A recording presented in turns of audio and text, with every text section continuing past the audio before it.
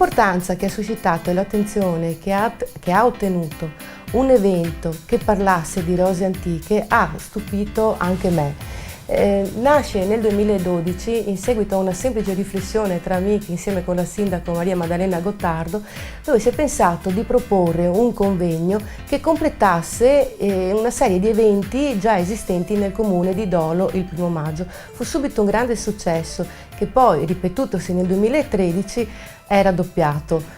Oggi con la mia associazione Squarattico siamo qui a proporre l'evento Ville, Giardini e Rose con un programma di un mese esteso su tutta la riviera del Brenta che parli di rose antiche, che spieghi il legame della rosa antica con il territorio, ricco di storia, di cultura e di peculiarità.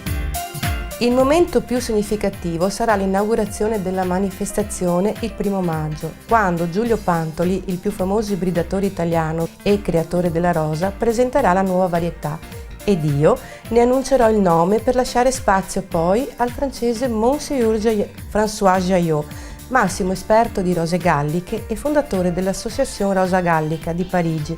Renderà questo momento di importanza nazionale e chiaramente lo proporrà a divenire negli anni futuri un appuntamento di settore di livello internazionale. È un'occasione unica per riscoprire la riviera del Brenta in modo nuovo e diverso, occasione per ammirare un'oasi paesaggistica unica in cui si coniugano mirabilmente bellezze naturali, artistiche e culturali.